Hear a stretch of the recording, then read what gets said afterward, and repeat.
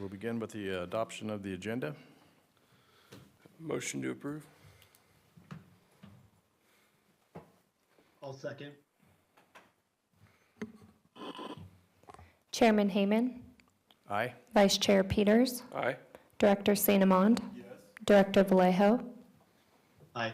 Director Itmeyer. Aye. Motion carries. Okay, moving to item number 3, public comment on closed session. Do we have any public comment on closed session? Okay, seeing none on the phones, we will at this point move into closed session. Okay, we will call this meeting to open session at 11:11. We will begin with the report out on closed session. Sure. The board met in closed session to discuss the items identified on the agenda. No reportable action took place. Mr. Chair, that concludes the report. Thank you. Next, if everybody will please stand and face the flag for the Pledge of Allegiance.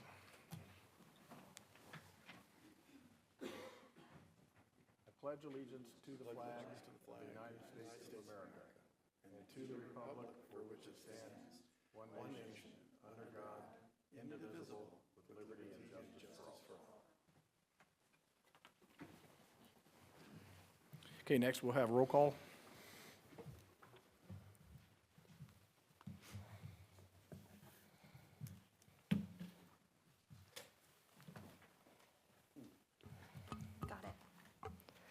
Chairman Hayman, Aye. Vice Chair Peters, Present. Director St. Amand, Present. Director Itmeyer, Present. Director Vallejo.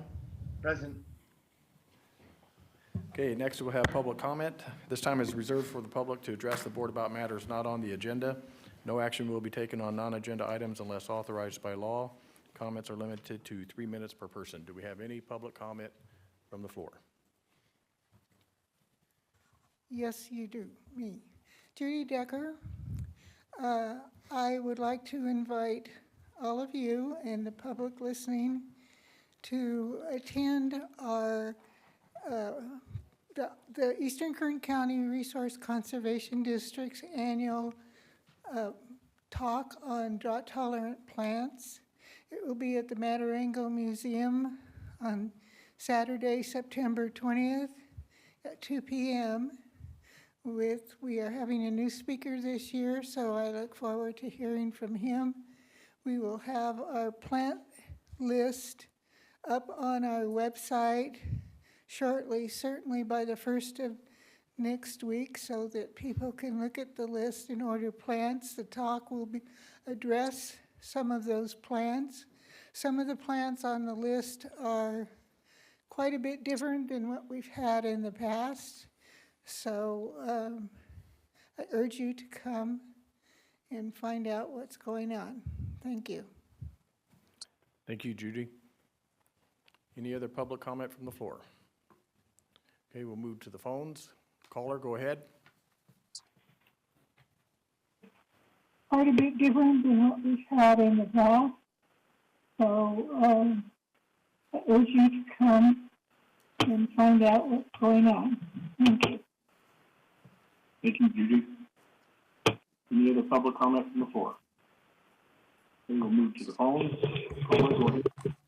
For the individual who's on the phone, I would suggest muting your streaming service because there's a 25 second delay. I've done that. Thank Okay, you. Thank you.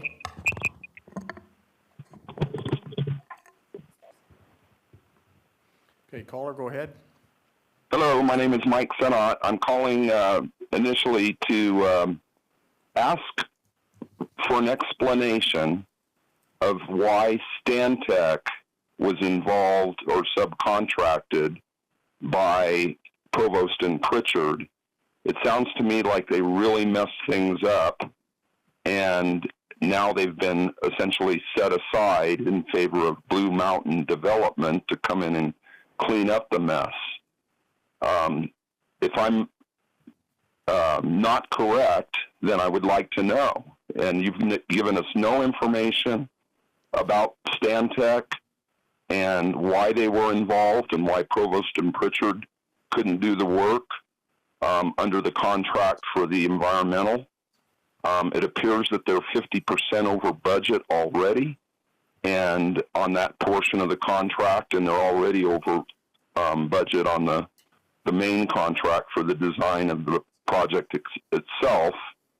The engineer called it tricky, and I expect it is tricky. But why didn't Provost and Pritchard perform the services under the contract for the environmental? And how did Stantec get involved? That's what I would like to know. Thank you. Thank you, Mike. I'll stay on the line if you'd like to try to answer some of these questions, because, when I called the office, the IWVGA office, April wasn't even aware that Stantec was involved. So did Provost and Pritchard subcontract to Stantec without the board's knowledge? And are they allowed to do that under their contract? That's an important question, I think, and we know more about what Stantec's involvement is statewide under Sigma, and this is not a good look. So what was Stantec doing in the background without our knowledge on this AVEC project? Mr. Chairman, Chairman Heyman, this is Steve. Would you like me to respond a little bit? Go ahead. Okay, and I think Jeff Helsley from my office is on the line too. So Jeff, if you want to add anything about Provost and Pritchard retaining Stantec, I know that they retained them a long, long time ago, but I don't recall the details, but you could maybe add to that. But generally, Mr. Sanat, there have been some issues with the environmental. They're very, very broad. There's a lot of issues related to the Groundwater Authority's requirement to follow BLM's requirements, kind of regardless of whether we would agree with them or not. But a lot of the work that's being done deals with that. We've done some evaluation of what we believe the costs are that we've incurred associated with those BLM requirements. So that's there. And so Jeff can maybe talk about how Stantec came on board. Normally, they pick up a sub-consultant where they feel they have better expertise than people on staff at Provost and Pritchard, but Jeff can mention that. Last thing I wanted to say is Blue Mountain and Omar is not being put in place to replace anybody at Provost and Pritchard.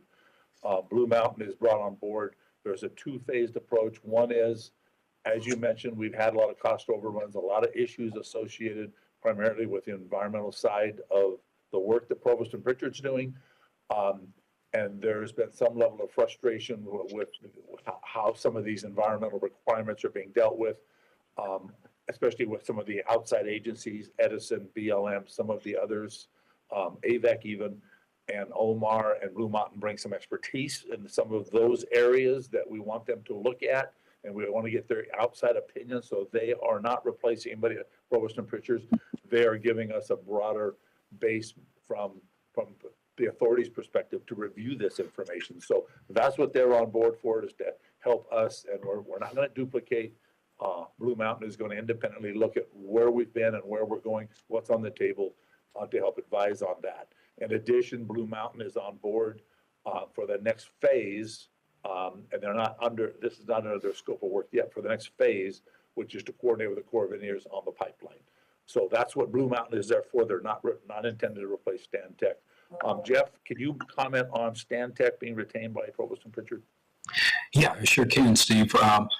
Yep, when the board awarded a contract to P&P for design, P&P had a large team. It was in their proposal. It's in their contract. That team included Stantec.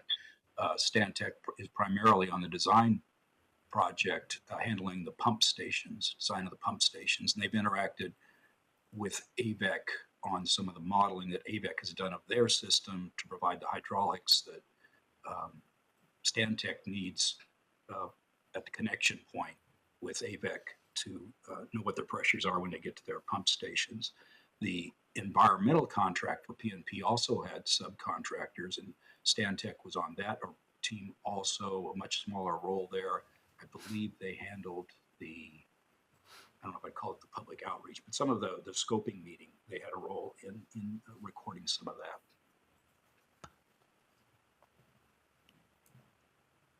Okay, well, I appreciate the explanations. Very good. I don't have any response at this time, but I feel that the contractors, both Provost and Pritchard, well, primarily Provost and Pritchard, should have been able to do this all in-house. I don't know why they had teams with outside companies like this, but you do, and obviously it's come up and caused problems. So I recognize that. I see what was said in the letter by the gentleman from Blue Mountain Development, and it's obvious that the board is not happy with Provost and Pritchard, and so I appreciate that they're bringing in Blue Mountain, because it sounds like they know what they're doing, and hopefully Provost and Pritchard can get their act together and get this design done so we can get a reasonable estimate of what this project is going to cost. And that's probably the most important factor that we need to bring to the forefront is what is it going to cost to actually build and maintain this project. Okay. Okay, Mike. Thank you. Thank you. Appreciate it. This is Judy Degger again. And this is for Mike Sanat as well as for everyone else.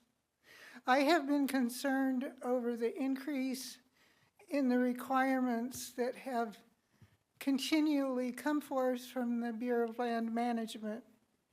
And a couple of months ago now, I guess, I was concerned enough that I contacted Stetson Engineers and requested how much money has been spent already with the BLM.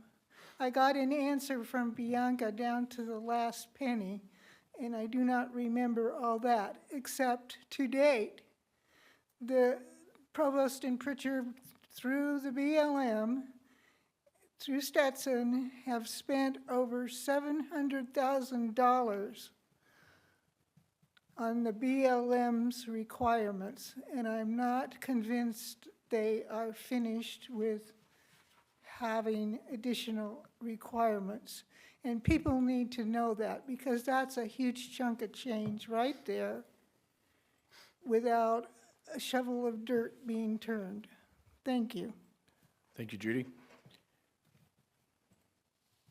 Okay, seeing no further public comment, we will move to item number 7, board member comments. Any comments from the board? I just have two quick comments. I was approached with a request that Groundwater Authority board members who are attending remotely, that they have their cameras on during the proceedings. And my other comment is I was wondering if the board would consider either moving the closed session to the end of the open session or fixing a start time for the open session for the convenience of the public. Thank you. Thank you. Any other comments from the board? Okay, hearing none, we'll move to item number 8, consent agenda. This will consist of items 8A, B, 1, 2, 3, 4, 5, 6, 7, and 8. Does any member of the public wish to have an item pulled?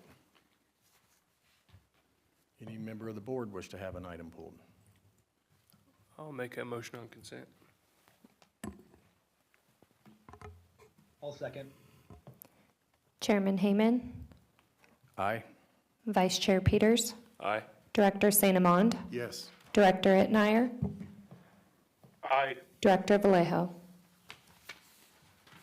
Aye. Motion carries. Okay, moving to item number 9, board to receive and file the 2023 audit. This will be with our general manager, Carol. Thank you, Mr. Chairman. So in your packet is the independent auditor's report for the Groundwater Authority for the fiscal year ended December 31st, 2023. We had a bit of a discussion at our last meeting with regard to why this was a little delayed in being produced, and we resolved those issues, questions with some of the water district assessment collections. And at any rate, so we have the audit in your packet. It's marked draft simply because we didn't have a complete packet. We just received today the legal representation letter from counsel, or from special counsel. So appreciate that very much.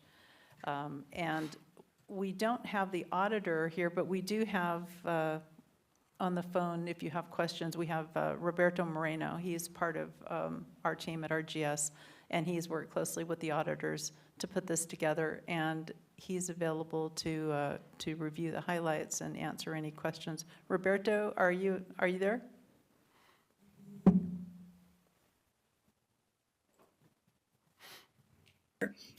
There he is. Hi, Roberto. Did you want to? There you go. Did you want to give some highlights of the auditor's report? Certainly. I'll make this very high level and then answer any questions you might have on top of that. The audit is a clean opinion, unqualified. I mean, you can trust the numbers. Everything is good.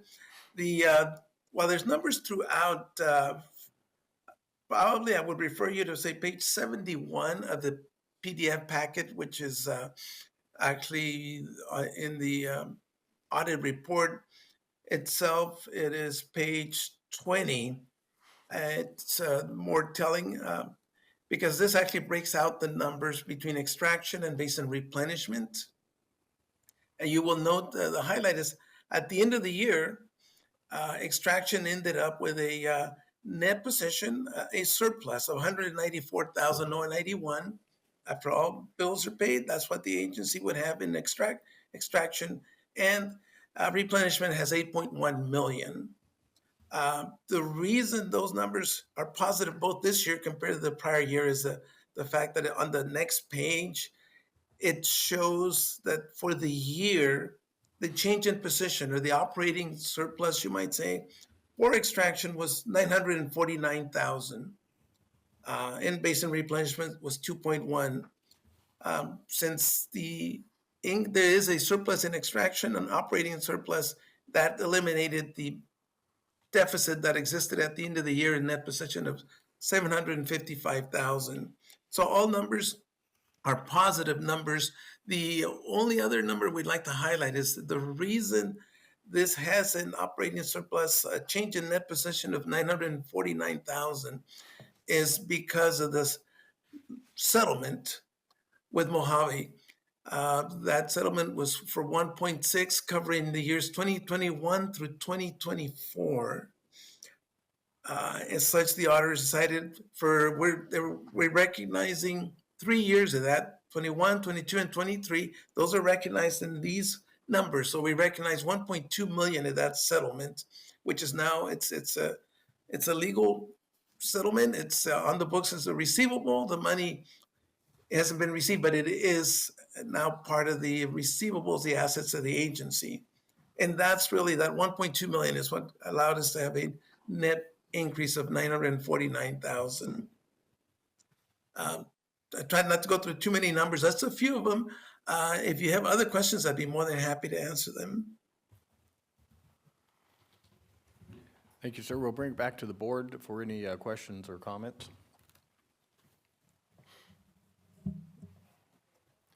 So now that the 2023 audit has been delivered, I assume then that the 2024 audit is underway or will be underway soon? It absolutely is. We expect to bring that to you before the end of the year. Okay, thank you. My only other comment is I would like to see the establishment of a financial committee so that they can review these documents prior to the release to the board. Thank you. Okay, any other questions from the board? Hearing none, we'll move to the floor for public comment. Any questions from public on the floor? Seeing none, do we have any public comment on the phones? There are none, so, and I don't believe this is an action, just receive and file. Yep. So, thank you, Roberto. Okay. You're quite welcome. All right, so with that, we will move on to item number 10, westbound communications, social media engagement, and this will be with General Manager Carroll. Yes, thank you, Mr. Chairman. So you'll recall that I think at our July meeting, we had a discussion about the potential for the Groundwater Authority establishing a social media presence. Specifically, we were looking to begin with a Facebook page.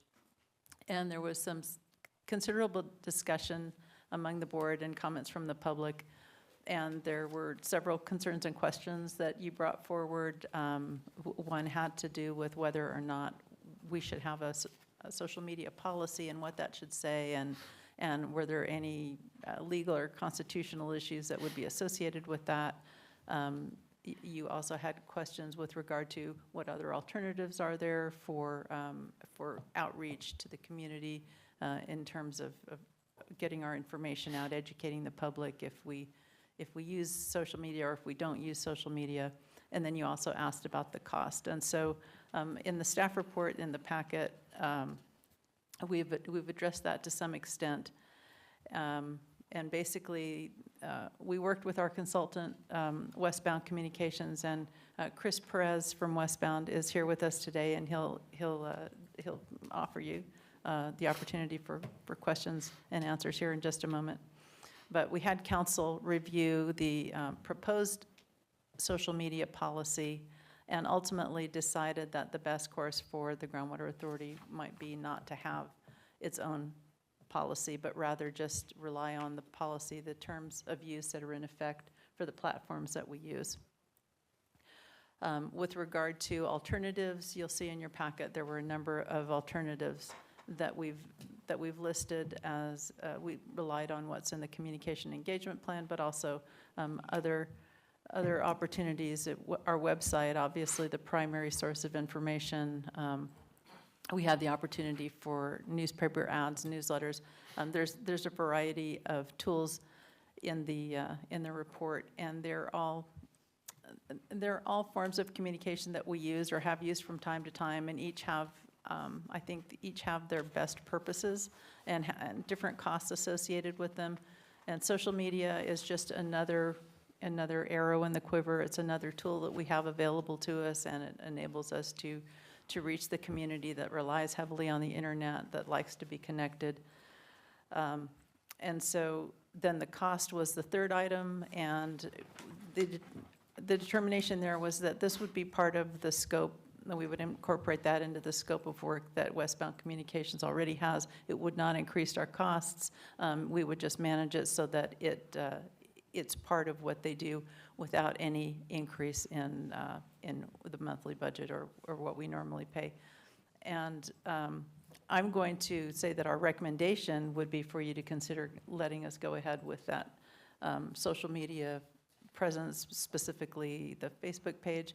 And I'm going to invite Chris to answer questions because he has a great deal of experience, not only with the outreach in general, but with social media. And so by all means, if you have any questions for me or for Chris, we're happy to answer any questions, but that's our recommendation. Thank you, Carol. We'll bring it back to the board for any questions or comments. So the contract with Westward, is that a time and materials contract?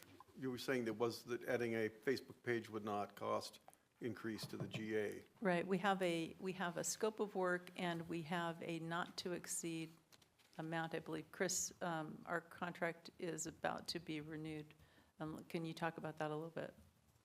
The contract would be renewed in the new fiscal year, and we've been working with April in the terms of that, but it does not have an increase. It does not have an increase for any element of the social. And thank you, Carol and Chairman Heyman and Board for allowing me the opportunity for answering any questions on this. So it's not to exceed. So Correct. That, what's the maximum amount? $15,000 a month. So it's $15K a month. Okay. So Not including any expenses that have to.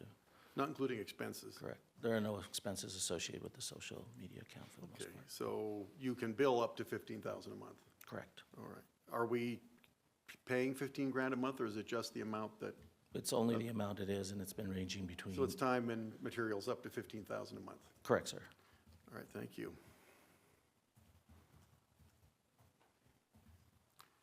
So there was a discussion about misinformation. Could be deleted from the Facebook page. Who makes the determination of what consists, what's considered misinformation, and who makes that determination?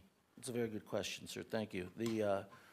A social media page isn't new to anybody on the dais here. I think we're all familiar with it, and most, if not all, public agencies and government entities have a Facebook page because it is now expected to be a form of communication that allows two-way communication. A lot of the options that you see presented in the staff report don't allow for that two-way communication. In other words, an opportunity for constituents and the public to respond and to reply and to give their perspective and their point of view on it.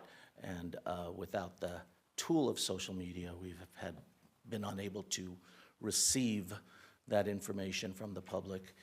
We've been able to put things out in a number of different ways and fashions, but not necessarily have that direct feedback that is, again, become best practice among public agencies now, not to mention private and corporations and such. So in that regard, common practice within the all spaces is along the lines of, it starts with the rules put out by Meta, which is the company and the parent company to Facebook and Instagram. We're all familiar with those. And they start with some basic things of obscenities and violence and illegal posts that are in there. And while they will try to capture some of that, sometimes they get through. Some, pure and simple. Somebody posts a nude picture on your social picture page, you do not want to have that on. So whether or not Meta catches it or not, you want to make sure that it is not on your page. Beyond that, the social pages are not general public forums for anybody to speak to any topic in the world that they want to.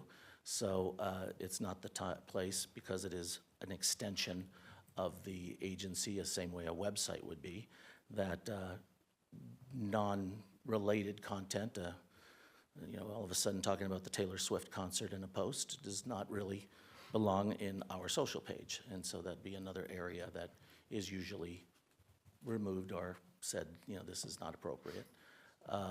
And then beyond that, the only thing that becomes a discerning factor of that is whether or not there is, and again, these are commonly the disclaimers put out for pages, is off-topic conversations or platforming, using the space for a political agenda and trying to promote a candidate or a ballot proposition of that sort, or trying to disparage somebody in a campaign. It's meant to be a forum for addressing the issues at hand. Does not mean that you address the issues that are not, that you remove anything that is not positive or in contradiction to what it is. That is why there is a two-way form of communication. So if someone were to take I don't just take something that is common in what we've seen in the discussion between the authority and the public, and the amount of acre square feet of water available, for example. But said this amount, say that amount, it would not be a kind of thing where you remove it just because somebody says whatever and says this point of view. It's supposed to allow point of views and perspectives, and that's what we would do. Where it would become a problem if somebody starts to name call and starts to say things that are inappropriate and call the person, and I mean literally name call, and use language that is just not becoming of a professional discourse. And in that case, the few things that you can do is ask to please not, and if they continue, then you remove the post, and if they continue, you eventually remove the poster and don't allow them to post anymore. But does that answer your question, sir? It answers a number of them, thank you, very well. I still don't, I wasn't able to pick out the definition of misinformation, and who makes that determination? We are not Yeah, determining let me- misinformation in this. This is go not, ahead. we're not being asked to. Yeah, let me jump in real quick here. I want to be clear. We're not proposing any policy on the part of this agency to police speech in any way. That is correct. And that's the recommendation of legal counsel. And that's part of the staff report And that's- and recommendation Right. there. I think it's just, you're describing what Facebook might do on its own platform as a condition of using the platform, which is something that users of that platform would agree to as a term of service to use the platform. I'm going to leave it to smarter minds to decide whether or not that is inhibiting a free speech issue in the public, is that a public square? Are they a common carrier as they claim, or are they an editor of a magazine as seems to be the case? Those are all issues for higher levels than myself. Our position is we're not going to take a position as to the speech on the forum. That is correct. Now, who would monitor the content? Our firm, along with RGS and Carol and April. Okay. And other cities or agencies utilize a similar? Yes, absolutely. Social media. We represent several. We represent several organizations that have an in-house social team. Yes, that's best practice. Is it safe to say that overall it's a beneficial or positive? It is always a beneficial, positive to have an open communication discourse with the community. Yeah. That is something that democracy is built on, that we try to have, and the tool of social media has become that ability for there to be voices heard and voices understood. So I look at it as, I understand you'll have, negative posters and folks coming on and posting and saying things that, are maybe antagonistic or don't pertain to the topic or the subject, but I think the benefit of an agency being able to put all the positive, good information out to the public, I think is overweighs the negative aspects of it. Is that Correct. safe to say? Most, and a vast majority of the public understand the forum and the tool and what it should be, and don't misuse that. There are exceptions, of course, but that's goes with the territory. So I've got one more question for you. Has the Groundwater Authority's Policy Committee reviewed this issue yet? By legal counsel? I believe you've heard from legal counsel, Right. and we've heard from staff, but I understand the Groundwater Authority has a policy committee, and was wondering if they've had a chance to look at this. This was part of the larger discussion to review the communication and outreach plan, or the communication engagement plan, I should say. And so the PAC, which is a policy advisory committee made up of members of the community, looked at the C&E plan and what might go into it. And there was considerable discussion at the PAC level with regard to social media and a Facebook page.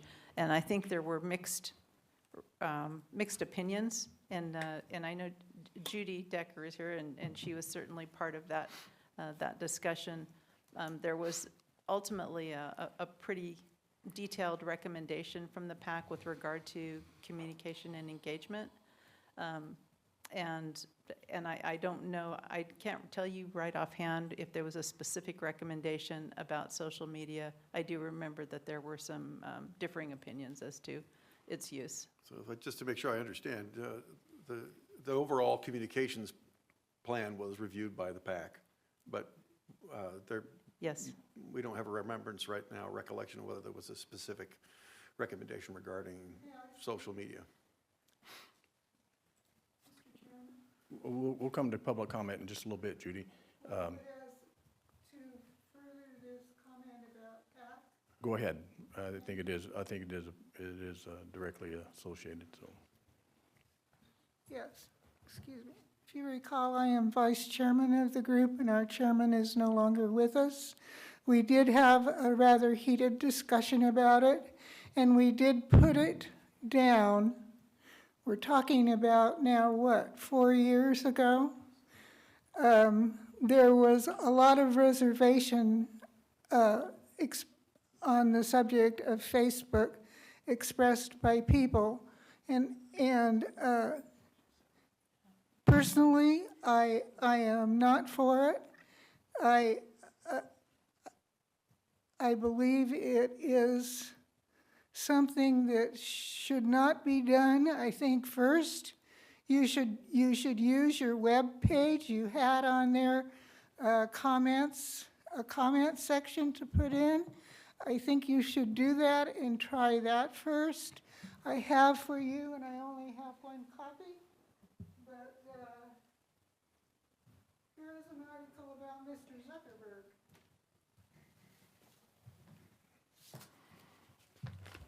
Mr. Chair, I couldn't hear what Decker said the last few sentences there.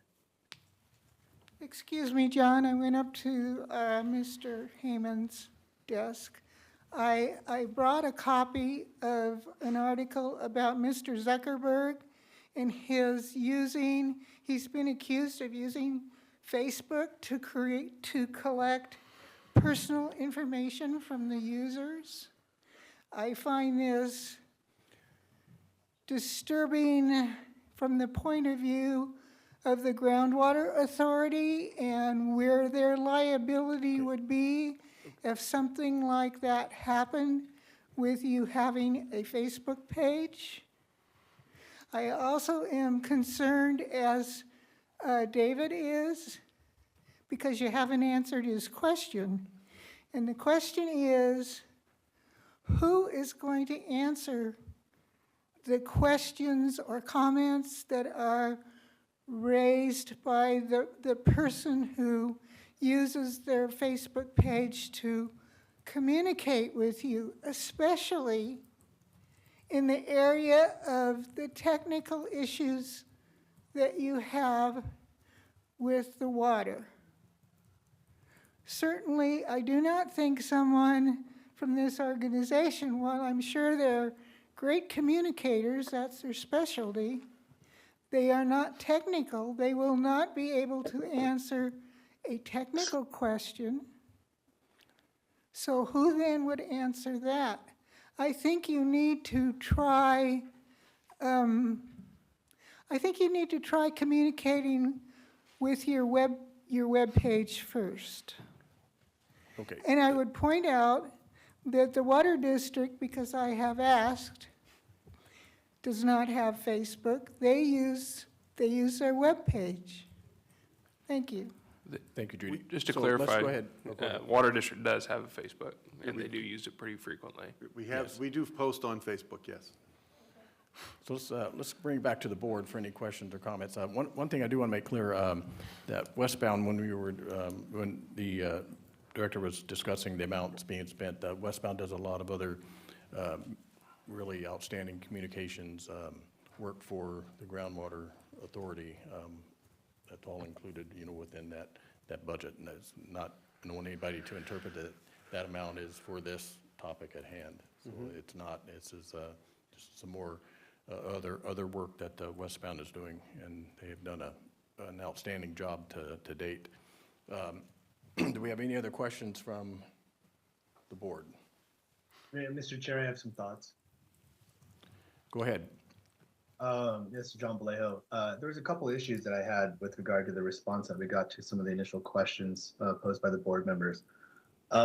First, I think the discussion about what goes on the page and if it's relevant or not, it just goes to the heart of the issue of the problems that are created with these pages. If we're not going to have our own social media policy and establish some sort of limited public forum, which is a term of art in the First Amendment world, then people are going to be able to post whatever they want to post, to the extent it doesn't violate the terms and conditions of Facebook's user agreement. So they can post about Taylor Swift if they want to. There's nothing in our policy that we're going to say that they can't, and we're not. And the recommendation is that we're not going to create a policy. So that's an issue right there, and it really gets to the heart of the misinformation conversation we were having previously and the concerns that were expressed about this previously. I fully believe social media is problematic on a social scale in terms of the lack of veracity behind the comments that are made, the lack of accountability that people have to make whatever comments and take whatever angle they want to make, oftentimes speaking in a way and speaking about things that they wouldn't speak about in person or directly to another individual. I think it's rife with potential problems. I think the situation really is, we should just expect that it's going to be flooded with people's opinions, often opinions that are not based in fact with regard to the technical issues that we are addressing here with this agency. I don't think it's a best practice of public agencies, having worked for one for the majority of my career now. I do not think it's the best practice for public agencies to try to engage with the public in a back and forth commentary style of information. I think it is best practice for us to put the information out there and give them points of contact for people to be contacted if they have questions, to clarify any concerns or issues they might have about the information we are putting out there. In that regard, I am okay with the concept of putting out a Facebook page that does distribute information, but turns off the comments. And I don't believe that that's available on a business type account that I assume is being imagined here. I think that's only available for a personal type account. If we are able to create that kind of account where we can put out the information that we want to help people have access to, and we can provide them with contact information for who they can follow up with regarding any questions about that information, I'm okay with that. But I think creating a Facebook page that is going to just be an open forum for people to post whatever opinions, viewpoints, information that's, has veracity or doesn't, I think we're just begging for questions here, or begging for problems here. And the whole idea that this is going to be managed by someone is just not realistic. I think what we have proposed in front of us is there would be preset statements and information that we would put out there, which would not be a back and forth type of information management of this account. It would, again, just be putting out a statement or a general fact that we want the public to be aware of, and that would be it. Otherwise, who are we signing up to actually respond to specific comments? And who are we paying on an hourly basis to do that? And I agree with Ms. Decker that it wouldn't be this contractor. It would have to be someone within staff or a contractor that we have hired for their expertise on these issues. So again, I'm okay with the idea of a Facebook account that allows us to put information out there and avoids the potential for misinformation and disinformation to be flooded, because I do agree that the vast majority of folks probably that use these platforms are aware of the correct ways to use them, but it's that very, very loud and very, very social media active contingent that takes over these pages and turns it into whatever they want to talk about instead. And I don't support that. Thank you, Director Vallejo. I have a question, Director St. Amon. Yes. Because I'm interested in what other agencies' use of the Facebook, platform and how it works. But does the Water District allow comments on their Facebook? I don't know. I haven't seen any comments. George, do we have the comments turned on our Facebook page? Yes. I believe we do. Okay. I generally, if there's a comment that's relevant to respond to, I generally respond that I'm the general manager and I put my phone number down and I request that they call me. Okay. Very seldom get those calls, but that's generally how we manage it. So the answer from our general manager, George Kroll, is that we do have the comments turned on, and he responds to them with his name and contact information, and offers to have the person reach out to him and discuss. I'm just repeating it for the record. Exactly. Okay, well, thank you. Any other comments or questions from the board? Okay. So we'll move to the public comment. Any public comment from the floor?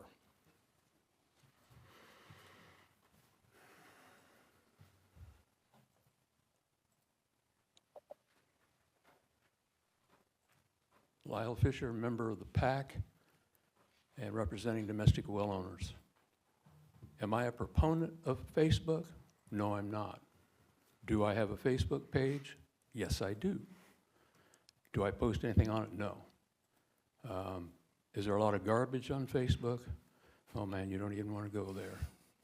So now, all of that said, is Facebook a good tool to use to get information out to the public that reads Facebook a lot? There lies the question. A question that we cannot answer. We cannot answer it until we try it. Now, I was on the PAC when we did this communications plan. And I can say, yes, we did. We had some very heated discussions about this very topic. Now, I haven't changed my views much since then. 2 months ago now, I guess it was, when Supervisor Peters said something about Facebook, and we were there when you were discussing it, and your board president, Mr. Heyman, there also, and I agreed with both of them. We won't know unless you try it. See what happens. If it turns into a giant disaster and you have to take it down, okay, I'll try to be the first person back up here again to say, yeah, it was a bad idea. But there's going to be people. Is it going to help people? I don't know. You know, I agree with quite a bit of what Mr. Vallejo said too.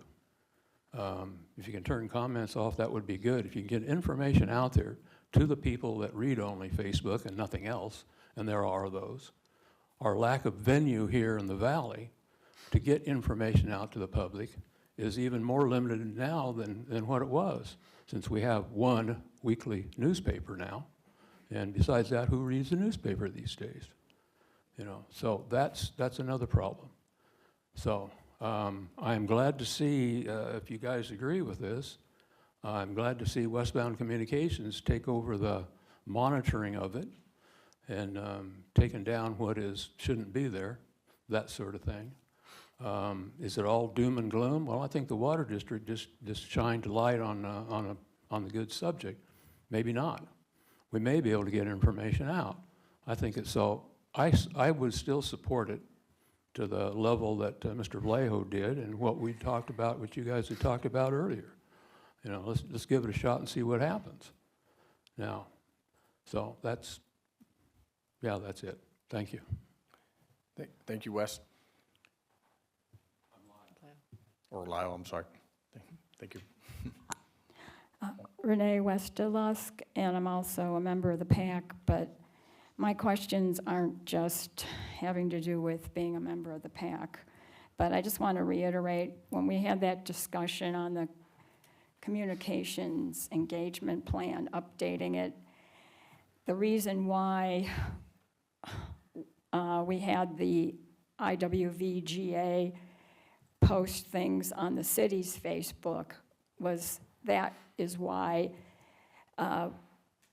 we were able to have some engagement with the public using a Facebook page, but it wasn't going to be interactive and lead to a whole can of worm problems. And at that time, there was no Westbound Communications hired, and we were like, who is going to monitor this and take care of all the problems with it? There was nobody there, so we didn't want to do a Facebook page, most of us on the committee. And so we had looked at what other groundwater authorities had done, and they had piggybacked off other government sites of their local, like their city or county website, with having the county or the city post Facebook information about the GA. But that said, I have a lot of reservations regarding this because I personally know groups of people who have been threatened and harassed on social media just for voicing their opinion publicly out in the open. So I have no idea what the response is going to be if you do an unrestricted Facebook page. But I would like to have some questions answered, because it says here, the IWVGA Facebook administrators, editors would maintain a confrontational tone while countering mis and disinformation. Like, who from the IWVGA is going to be an administrator? I mean, is it all going to be on Westbound to respond? Is the GA going to be involved in it at all? That, to me, is not clear. And then it says Westbound will monitor Facebook page activities regularly. Well, what does regularly mean? Is that daily? Are you going to be checking daily? And I don't understand why we couldn't have a social media disclaimer. And I want to know why we couldn't have something like what Riverside County or the San Bernardino County Facebook pages, they have these lists of what the content can be. And I want to know, why couldn't you have that as a pop-up before they start writing their comment, so that they know they have to stay within these guidelines? And I don't see how that inhibits freedom of speech. We're just asking them to conduct themselves in a proper manner. Thank you. Thank you, Renee. I think those are some good questions in there. And Chris, would you like to address? Yeah, I think I would. And Mr. Vallejo, I'm sorry, I didn't quite get whether there was a question from you after yours, but I do think there might have been one inferred in there, and it kind of reflects something with the last speaker. So I'll try to do this very quickly. In terms of, take the easy one first, in terms of frequency, at the norm, once a week is something usual at the minimum for an active page. It can be a little less, but at the norm, once a week is a normal kind of thing, and it doesn't have to be much more than that. In terms of responding, and this gets into a little bit of what Mr. Vallejo was getting to, there is in no way, shape, or form are we suggesting that Westbound and anybody in our team and our social team is an expert on the subject matter that is behind the authority. That is not the way that works for a page like this. The back and forth isn't intended to be technical questions being answered that way, and I appreciate the answer given by Mr. Krill for the district, that at some point you have a standard answer that basically says for answers like this. The way we were approaching, one of the reasons that I think is going to be brought up later in the meeting, the website is being improved, is to have the website have the ability to have places where the public can go for those answers in many cases, for many of the technical answers or specifics behind anything that the authority is doing. And so in most cases, in all cases, what we do when we bring on a new social page is we have a statement bank, and it's a bank of responses that are standard responses that are basically used to say, reference this, you can see our frequently asked questions here, you can go to this for information on well, things like that. So there are places to go for that are pretty much again, a statement bank that we utilize, and that takes care of 90%, if not more, of the questions there. That's also to say that not all questions are responded to. If someone is just blowing off steam and saying their things, you just let them do it. You don't respond to anything, except maybe to say that standard question, if you have any further questions, call, and this is the number that you should call for that. And there is a phone number that the authority uses now for questions like that. And lastly, in terms of the disclaimer that the last speaker spoke of, wanting to know why we're not that is a good question. And quite honestly, this is not something that we are proposing that the board move forward with in terms of launching a page without a disclaimer / social policy. This is not something that we would do. To put it another way, your approval of this today based on staff report would just simply say that you are allowing a Facebook page to go up, but it wouldn't have a social policy. In response to that, Westbound would be saying, okay, then we don't want to have a Facebook page without a social policy. So that's not in the materials, but that is the way it works for us as communicators, as professional communicators. Could not agree with the last speaker more, that you just cannot have a page be the Wild West for anybody to post anything and everything they have without some moderation. That's just common sense. So in response to who is then responding and making the decision what to respond to, that is Westbound with our committee, our marketing committee that is part of the authority. And there are members of that. Mr. Chair, so thank you for that. I guess the question that I have is, are you aware of, and is it possible for us to create a Facebook page that is without a comment ability, without the ability for folks to comment back and forth? Not to my knowledge that that's available. And again, even if it was, we would be questioning whether or not that would be in the interests of the authority, because it would simply be saying that we're not willing to have that feedback loop. Well, I appreciate your take on that, but that's really for us to decide about what's in the interest of the authority. That's absolutely correct. So in my opinion, Mr. Chair, it's in the interest of the authority to get information out there. It is not in the interest of the authority to engage on a social media platform that really prioritizes conflict to get users to engage with each other, which is really where this ultimately heads. I think if we have the ability to create a page that doesn't have that potential just sitting right there, and that would be a page that doesn't have a comment section available and really just does allow us to give information out on that platform and to provide a point of contact where people who have questions or concerns can actually speak to a person who is knowledgeable about what we're putting out there.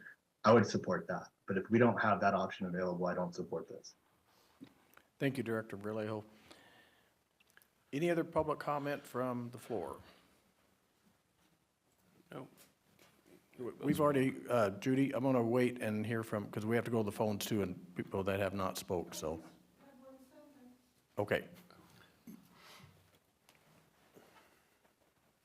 My sentence is, I concur with what Mr. Vallejo said 100%. Thank you. It is really the only way to go. Okay, we're going to move to the phones. Caller, go ahead. Page, most of us on the committee. And so we had looked at what other Caller, please mute your streaming device. Okay. groundwater sources. I've done that. Oh, Okay, go ahead. Okay, my name's Mike Senat. Maybe you don't realize this, the city doesn't, that Facebook has changed their definition or their action of what's called public view. No longer is Facebook public view unless you're a logged in member. The reason they've done this is because, number one, they want you to have to log in and become a member if you want to see somebody's posts. Number two, in the age of high-speed data scraping, everybody out there is scraping data off of these social media sites. It's why you can't go to LinkedIn and see the information about the people that are on LinkedIn. You can't go to Twitter now unless you're logged in as a member of Twitter. You can't go to Facebook and see the posts that were made by Kyle Blades and Ron Strand recently regarding AB 1413 and 1466. I've filed a Public Information Act request with the city for every single post that they've placed on Facebook over the last 5 years. That's when Mayor Eric Brune was first elected, and he came to the city as a Facebook influencer and said that he would control the dialogue. The city of Ridgecrest has relied solely on Facebook to disseminate information, including promoting events and other political statements or conducting surveys. I cannot go back and look at that information as a non-member. I was also banned from Facebook in an attempt to address Mayor Eric Brune 2 years ago, and I made the mistake of calling him a baboon, and I was immediately blocked out of my account and never allowed to open it again, and I don't know why, but that's what happened. And I'm glad it did, because I don't really want to have anything to do with Facebook. It's really for children and for politicians to control the dialogue and disseminate misinformation.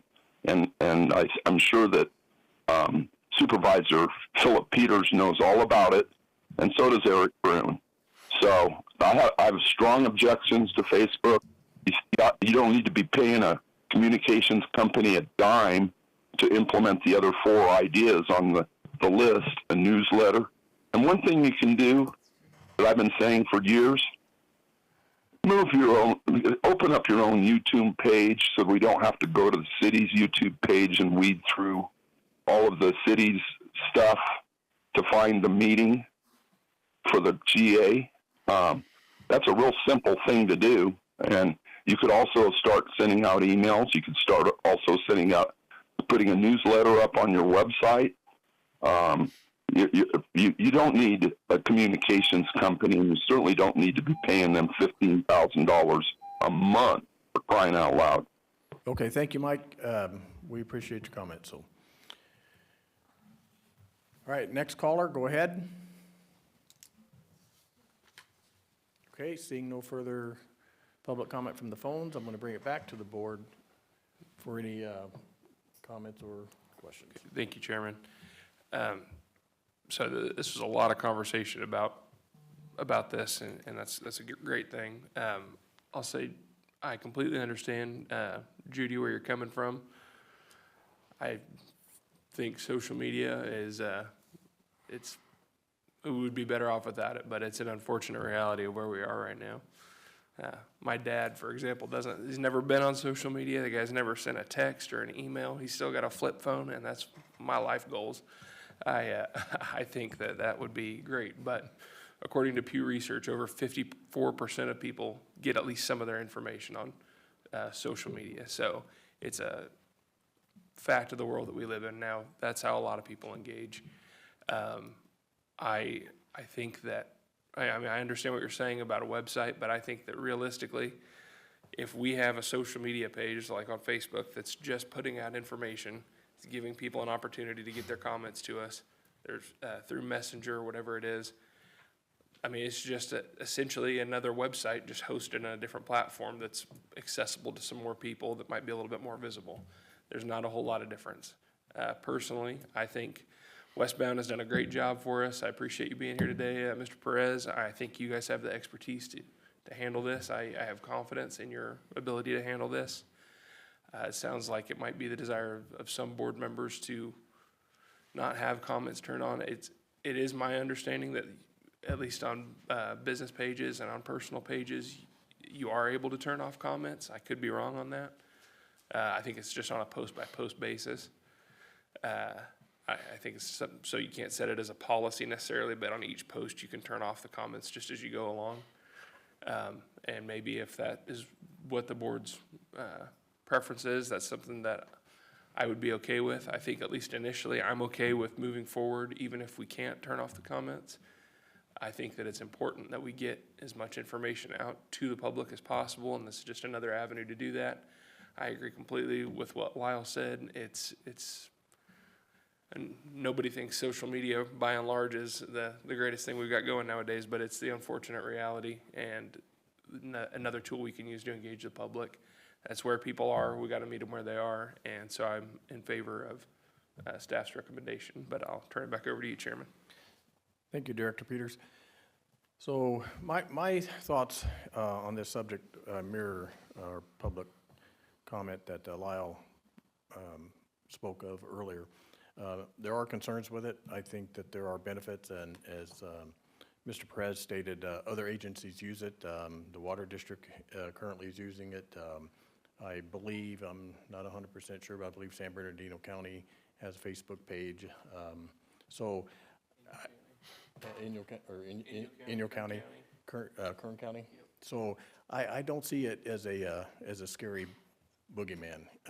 And like Lyle said, you know, I think it's very well worth the effort and the try on it. I think there are benefits to it. You know, sometimes you got to have thick skin listening to some of the public comments that come out, and that's just part of the life of a public official. But I think it's the benefits outweigh the negatives here, and I'm in favor of giving it a try. So I'm going to ask for any other comments from the board. I share Director Vallejo's concerns, and I'm not completely satisfied with the answers to my questions. I think if we're going to have policy content statements saying this is allowed on the page and this isn't, that should go through the Policy Advisory Committee before I'd be willing to support this. And I'd like Mr. Sanat's recommendations of newsletters and using some of the other already existing avenues for contacting the public and start doing that immediately while we're looking for the PAC to go and come up with what's acceptable, what's not acceptable in terms of topics, policy statement. So I can't support this at this time. Can I jump in there real quick? Yeah, go So ahead, sir. you said that policies need to go through the policy committee, but it's in the recommended action that IWVGA not consider adoption of a social media policy at this time. So we're not considering a policy to preclude or disallow anything in particular. Understood. I'm just saying. Mr. Chair, I think I have a middle ground motion here. I'm sorry, Director Vallejo, go ahead. I Repeat think I that, have please. a motion that strikes the middle ground. I'm not sure if it'll pass, but I can make it if you're ready. Go ahead. I would make a motion that we approve the ability of the IVGWA to establish a Facebook account that does not allow for comments on the post, but instead only directs people to a specific point of contact that they can reach if they have questions or concerns about any of the information we put out. I'd be willing to second that motion.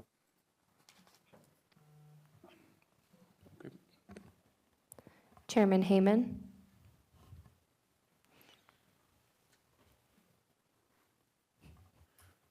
Real quick, before we go to the vote, can we get clarification on that motion? Is that we're directing them to not allow comments if that's an option, but otherwise proceed, or if that No, isn't it's an option, only- we do not proceed? The latter, like the only way to proceed is if we're able to put out information that we want to put out there without having to engage in a back and forth and deal with the collateral consequences of that. So if it's not possible, then we just wouldn't have the Facebook page by my motion. So it's my understanding that that question was answered by Mr. Perez earlier, that that's not an option.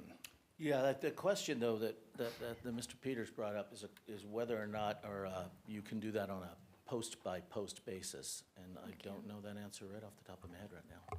I think that's Good. the case. I was gonna say, good news for you guys. I am in the younger generation who grew up with social media. I believe that you can do it on posts individually. However, if you're adopting that comments are turned off, that would have to come back to the board if we wanted to change that. Because Vallejo's recommendation would to be turning off all comments. However, there is an ability still for the public, even if comments are turned off, to share things to local Ridgecrest pages or things. I mean, that happens all the time now. So it doesn't fully remove the community's ability to interact and react to the things that the GA is posting. It likely would just get picked up and shared to other Ridgecrest pages to where we then don't have the regulation of commenting or not commenting. It'll just be, as you said, the wild, wild west on someone else's page, just not ours. Right, I think that's fine. I mean, as long as we're not the ones that are, and correct me if I'm wrong, Director Vallejo, but I think that still would satisfy your motion. I mean, we're not being the hosting entity for those conversations. I mean, no different than somebody can share an article from the newspaper on their own site. I mean, those comments aren't anything that we have any authority or control over in any way, regardless. Yeah, I mean, so there's a couple ways that it could be addressed in that regard. Like, we could have a simple policy that says, this is for our posts only. It's not for other folks to post whatever they feel like. We are here to, obviously put out the information we deem important for the public to know about. And to the extent they want to post something else, they can do that to their own page. They wouldn't do it to our page. Oh, yeah, absolutely. And that would be like a clear, bright line there. We are not creating an open public forum. We're not here to regulate who's saying what or if they're allowed to say it. It's just, this is a one-way communication at the outset. And if there are questions, then we will go back and forth with you directly. That's really what I am intending our Facebook page to do. Yes, we get the reach out there to those folks who get their information from social media, but we also, by my motion, avoid the headache of First Amendment issues, misinformation issues, disinformation issues, and just conflict in general. Well, Director Vallejo, would you accept a friendly amendment to your motion that we, keep the GA's page, only the GA posts there. We turn off comments if possible. If not possible, I would like us to still move forward and we can reconsider maybe at our next meeting. But as of right now, every director on this board represents an agency that has a Facebook that has comments turned on. So again, I'm not saying that that's preferable, but even if we're not able to turn off comments, I think it's tolerable until the next meeting when we could reevaluate, if you would accept that motion. Well, I think, Or with that all due amendment, respect, I think your motion is kind of antithetical to my motion there, or your amendment would be just an exception to swallow the rule that I'm trying to create. Okay. Well, so we've got a little bit of a parliamentary pileup here. So I think there was an original motion and a second. Yep. And then there was a proposal to amend the motion with a new motion. And the chair has to allow that to happen before that's voted on. What's your pleasure, Chair? Well, I personally am in agreement with Director or Vice Chair Peters. I would like the ability that at the event that we cannot turn the comments off, that we still move forward with a Facebook page. But what I'm hearing is that with Director Vallejo's proposal that that's not an agreeable option. Well, I think what I've heard is our best information at the time is that we can turn comments off on a post by post basis. So when you post the message, you can say comments yes or no. We could say no every time. April pointed out that doesn't stop anybody from reposting it at some other place in Facebook that allows comments. Fine, we're not controlling that forum anyway. So it sounds like it is possible to do it that way if you want. Okay. Member Peters pointed out that all of the constituent entities have comments allowed on their Facebook posts, but you guys certainly could do it a different way if you want. Yeah, on the contrary to what I had said earlier, if the comments are shared to other Facebook pages, it's essentially the same thing as if they commented on our own page. We would just be more likely to see it and be able to redirect, if someone has a sustainable yield question, we can redirect them to a report or a link to the web page. But essentially, the conversation is going to be had either way, whether it's on our page or on a local Ridgecrest page. So it's just, how much do you want staff and Westbound involved in responding to those conversations? Seems like where we're at the moment. Well, it would be my recommendation to the chair that I offered an amendment. I think, as you said, you were on board. I don't know if any of the other directors are. I think I would be totally okay with moving forward. We could try turning off the comments, see how it works at our next meeting. And if we can't turn off the comments, which it doesn't sound like is accurate, but we could still move forward with it regardless, and to just reevaluate our social media position at the next meeting. I think it's fine to give it a trial run, but I know that there was a motion in a second, so I think the chairman would have to allow a vote on that amendment. I would like to allow a vote on the amendment. Okay. So I just want to be clear, are we, So my amendment would allow us to move forward with social media with our Facebook page. It would allow us to, or it would establish the policy of turning off comments if possible, and if not possible, it would still allow us to move forward with our Facebook page. Correct. okay. I'm a little confused about the parliamentary procedure issue here in terms of there's a motion and a second on the floor. Right. And now there's a request to amend. So are we voting on even allowing the amendment? So the motion just goes away if the amendment, the standing motion that's been seconded goes away, and basically there's just a brand new motion on the table? Okay, That's well, how you maybe do it the first one? I'm not a parliamentarian, maybe we just need to vote on Vallejo's motion. I'm sorry, Board, but I did check with our social team, and you can confirm, April, you can remove Okay. comments on a post-by-post basis, So so it's- there's no need Mis- for It's a Mr. moot Chair, point anyway. you got various options. You made the original motion, correct? No, I did. Oh, I thought the chair made a motion and then. Vallejo did. Oh, Vallejo did, okay. Director Vallejo. Well, then it would be appropriate, so you offered an amendment.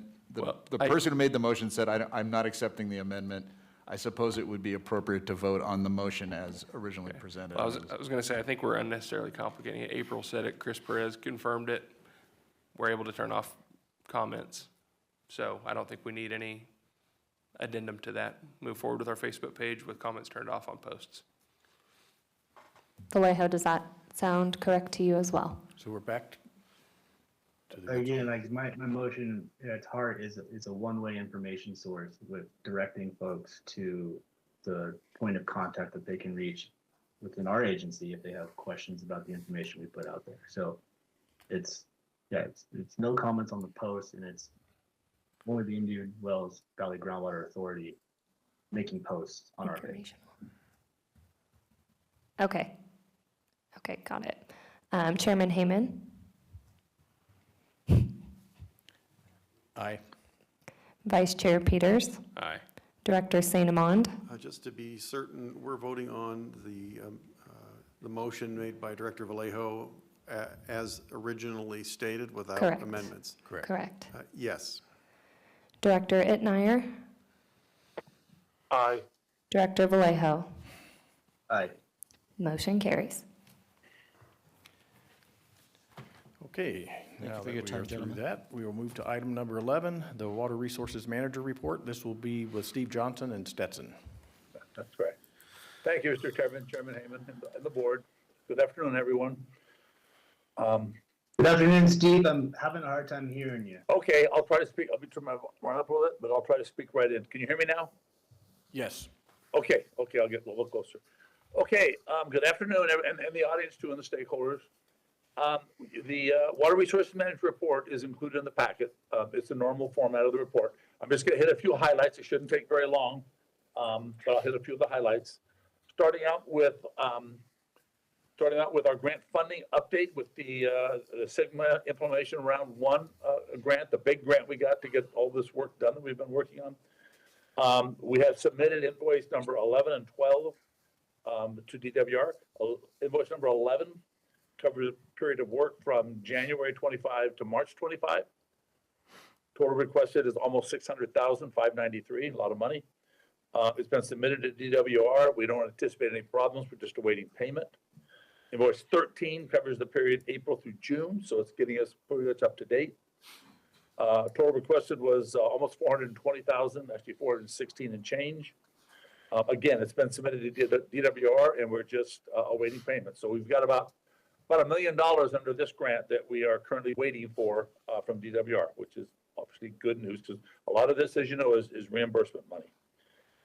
Under the Urban Community Drought Relief Program, which is our consolidation grant, about almost $3.4 million.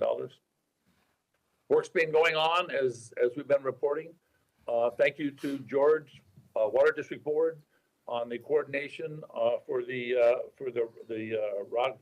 Rodemaker Consolidation Project and the new connection out there. They've completed, just to the report, and George can certainly jump in and report that when I get done at least. The phase 1 construction completed, pressure tested and disinfected, so in good shape. 2 of the properties are hooked up and completed the pipeline, ready to go. The Sanchez and the Bassett property are hooked up. Phase 2, which is the design work by the Water District for the Phase 2 part of the project was completed, and it's been submitted by the Water District to DDW for their approval, so we're moving forward.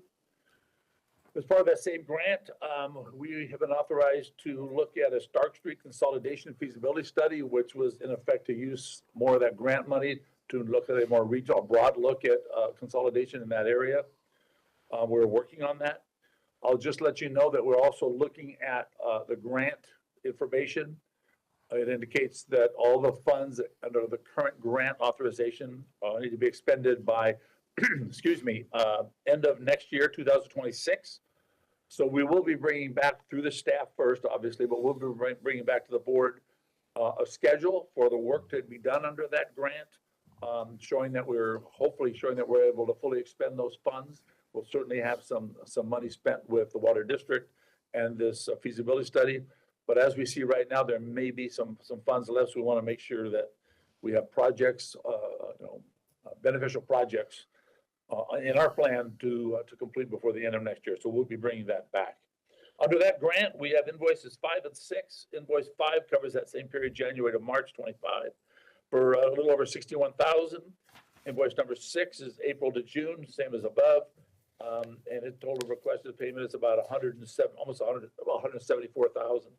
So we got about $250,000 that are at DWR. We don't expect any issues. It's just a matter of waiting payment, and we should be in pretty good shape there. We received a stack of invoices from the water district. It's 5 invoices for the work that's been done, and I think they're all consolidated in your consent payment. So we're in good shape there. We will be working with the water district, making sure we've completed the project and all the invoices are in, and probably bring back a report on the completion of the phase 1 and all costs to budget. And as of right now, I don't want to get ahead of myself, but as of right now, it looks like it's coming in a bit under the budget that was at least suggested by the water district, which is always good news. The Imported Water Project, design services, just to let you know where we're at. We were able to finalize and receive the Kennedy Jenks, AVEC Kennedy Jenks hydraulic modeling results. They're available now. So we're working with Provost and Pritchard. We'll be working with Provost and Pritchard to do several things associated with a 30% design. That includes technical memorandum TM on the tank, TM on electrical systems and instrumentation and controls, a TM on the hydraulics and the transient model mitigation analysis, which is a review of the pipeline operations, and then a draft mechanical pump selection in a 30% deliverable. So we have a lot of things coming now that we've gotten the information we needed from AVEC. We're also looking at a preliminary permitting requirements, technical memorandum from Provost to Pritchard. That's on the schedule. A draft corrosion design technical memorandum, and some information on where we're at with the additional Edison power infrastructure requirements into their design phase. So we should be getting that information. Next milestones are we're looking this year, hopefully at 90% design submittal, and then soon after that, the 100% design. So moving forward on things, as was mentioned earlier, we do have, I'll mention a little bit later on, but we do have Blue Mountain Omar on board. We have and a large part of his work has to do with this design project with Provost and Pritchard, the design project, and the water project of the course on the extra construction of the pipeline. We have our first kickoff meeting. We had to go through some of the contract terms to get those squared away back for the way. They're done now. I believe we're fully executed, and we have a kickoff meeting scheduled for this coming Monday, which is really going to get us all started. I really look forward to it. I'm sure Omar does too. I think talking with Omar, I think he's itching to get going and roll up his sleeves and get working on this. So it's all good news. On the environmental services, we're looking for a new schedule update from Provost and Pritchard, which we've requested. A draft environmental assessment for the 48-day public review period. We're waiting to get that. And then ultimately, the next milestone would be provide the final environmental assessment in EIR, which we're looking, that's part of the schedule we're expecting. Right-of-way services. Next milestones are to provide the right-of-way acquisition plan.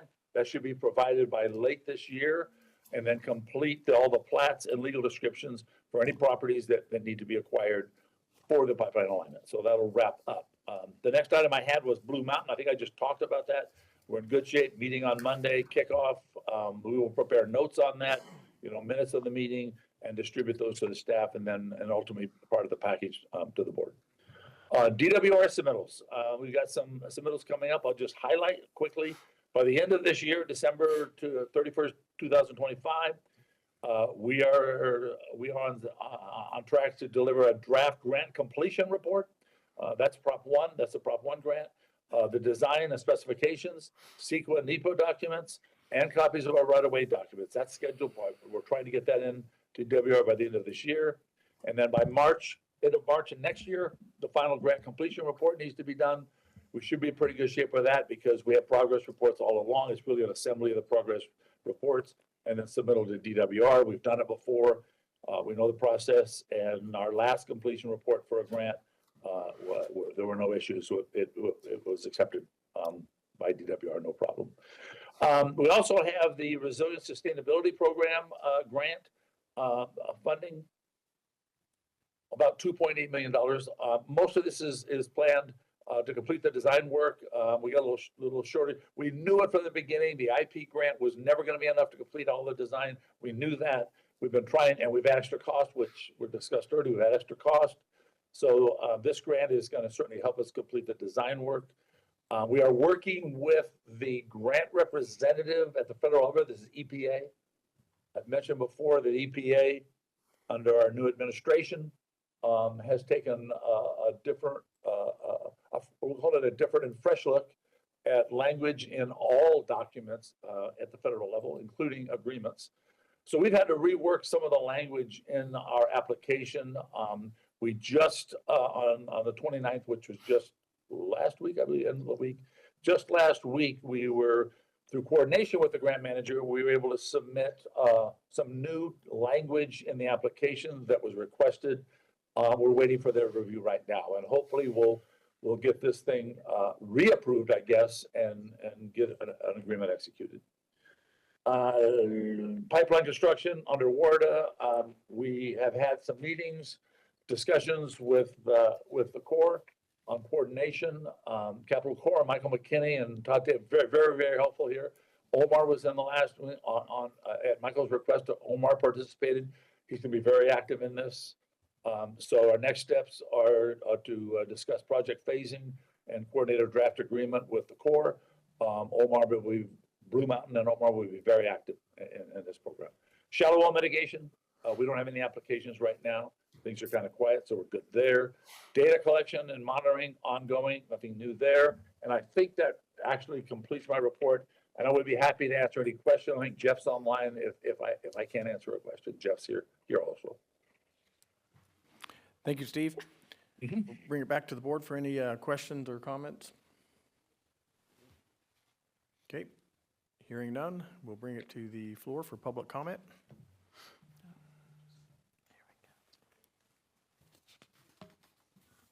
Hi, this is Renee Westelusk. I have a few questions for Steve Johnson. I wanted to know about the Rademacher consolidation update. You said 2 properties are now connected to water supply. What does that actually mean? Does that mean their house, they've got running water in their house, or they're only connected to the street? No, they're running water to the house. They're in and operating. Okay, thank you for that. And then I want to ask about the DWR. You said draft grant completion. Is that referring to the original $7.6 million design planning grant? Correct. Okay, Correct. and then the $2.8 million is coming from EPA, from the federal government, correct? Correct. To finish up the design planning? Yeah. Yes, Okay. Michael McKinney's group were good enough to get us a little bit of money to fill that gap. So yeah, thank you to Michael. That's what it's for. And we had a pause, Renee. It's good to hear from you too, and I haven't seen you for a while. We had a pause, unexpected. I'm not a political guy. Other people may have expected, but it was unexpected for us. A pause with the new administration. Everything just stopped after we had an approved grant, and then we finally were able to connect and realize that the staff at EPA has some marching orders that they have to follow, and we're trying to comply with those. So we're trying to catch up right now. Okay, thank you. You bet. Thank you, Renee. Any other public comment from the floor? Seeing none, any public comment on the phones? There are none, and, all right, Steve, thank you for your review, and we will now move on to item number 12, General Manager's Report with Carol. Thank you, Mr. Chairman. I'm going to skip to the Capital Core Group report first because Michael McKinney is available, but only for about 2 minutes or so. So, Michael, can you give us a real quick summary? Apologies, members of the board. I'm boarding a flight to come back home. I'm in Washington, D.C. right now. So, legislative packet is in your board packet. AB 1413 sitting now on the floor, probably parked for the remainder of 2025, and we will revisit it and move it in 2026. AB 1466 sitting in the third reading file at this particular point in time with some minor amendments to it. We remain in support of that and are hopeful that it will get on off of the floor by this Friday. That is the deadline. California will go into its recess at that particular point. At the federal level, what you are seeing is primarily right now the National Defense Authorization Act that is moving forward at this time at the House. It's already moved through on the Senate side. And then also the appropriations process for fiscal year 26. We are looking at a continuing resolution. That continuing resolution will take us into 2026 and will further delay fiscal year 2027. And from there, I will answer any quick questions that you have. Thank you, Michael. Any questions from the board? Okay, seeing none. Any questions from the floor? None. All right, you are clear to go. Thank you, Michael. Thank you. And then, Mr. Chairman, if I may, we still do not have a financial report, still piecing that information together as we're getting caught up with the county. Their system is back online, and we're gathering our data and putting our financials together again. Do want to let you know that we're working on the proposed budget for calendar year, which is our fiscal year 2026, and we'll have that for you at the October meeting, as we're required to do. Next item is the communication and engagement plan update, and Westbound Communications has been helping us get that back on track, make some enhancements. One of the things that we've been working on is our website, which we talked about to some degree earlier in terms of its use for educating the public, letting people know what we're doing, providing an educational tool. So in your packet, there are some photos of screenshots of what the new website's going to look like. Some of the different pages, these are not completed, obviously. They're a bit conceptual. You'll see they're still Greeking in the, instead of actual text. But April has been working directly with the Westbound team on some of the content and how to organize things and what we're going to do. You'll see that there's a page there for the frequently asked questions, which we're going to be building. Contact information. We'll have a number of new features and enhancements from what we currently have. Do you want to add anything, April? Yes, based on conversations earlier, I know you had mentioned, Director St. Amand, about a kind of newsroom, newsletter type aspect to our outreach, and that is something we will be moving forward with as well. If you look at the top of one of the pages, you can see the sub-tablets that you can click on, and there's one titled Newsroom. Okay. So that is where we will have all of our latest postings, or other things, other updates as they come here and there. We're kind of putting in some type of a general manager corner where Carols can go in and update things that have happened in real time. And that way we're not waiting on the paper, that comes out only on Friday. So we'll be able to update in that sense, and people can view that, at their leisure. And then I'm hoping there will be a way for individuals who submit their extraction payments to us. It is a bit archaic, I will say, for the time being. I get checks, we write hand receipts, it's all paper. So there will be a way, I'm hoping, to have the monthly reporting to be accomplished through the website, where they can go in, it'll auto-populate their amounts, obviously gets rid of that human error in math, because sometimes I find myself following people just due to decimal errors. And then that will go directly into the Alta One account for their payment, and then transferred over to Kern County after that. So that would be a great benefit for myself. And I think that would be kind of the major updates on here, other than the FAQs, which I think will also be a great addition. We have an older one that I believe we did a year and a half ago, maybe even 2 years ago. So we're just going to update there and add in kind of the relevant details, especially with the pipeline design and things of that nature. And I believe that's it. If you have any questions, I am happy to answer them.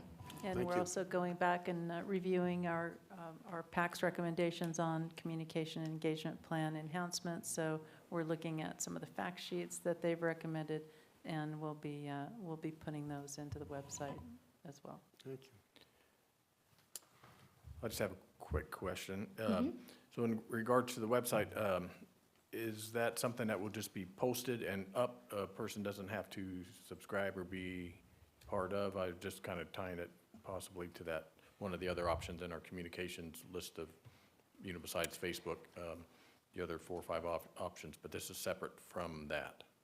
Correct. Okay. Yeah, this is just updating the website we have currently. Yeah. We're slowly going to transition to this platform.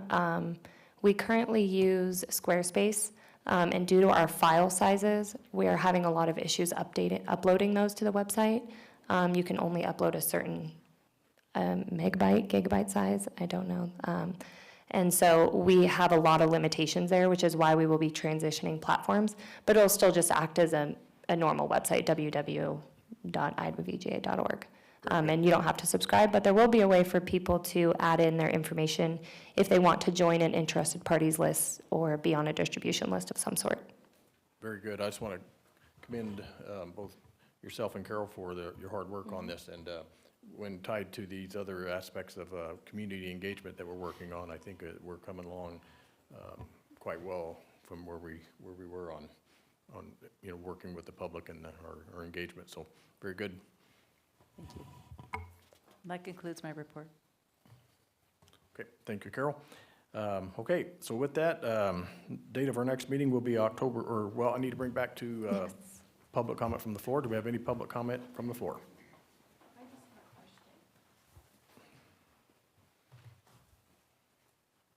Okay, April, you mentioned about the newsletter. Now that is going to be posted on the website?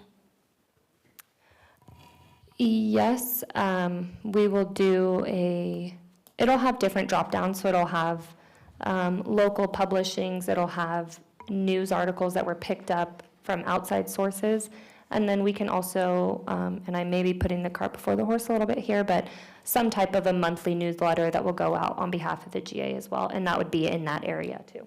Okay, thank you. Thank you, Renee. Okay, and just to make sure, did any other board members have any comments or questions? Yeah, the newsletter, is that a subscribed service where people give you their email, or is it just there's a newsletter and it's posted to the newsroom on the new website? It'll be both. So we would Okay. post anything that goes to our interested parties list would go to the website as well. Okay. Our interested parties list is about 120 people, but those are people who have asked to be added to that. It's not emails I've picked up from anywhere else. Okay. And Oh, I understand. Yeah. Right? Okay, thank you. you're welcome. Okay, very good. Okay, with that, the date of our next meeting will be October 8th, 2025, and this meeting is adjourned.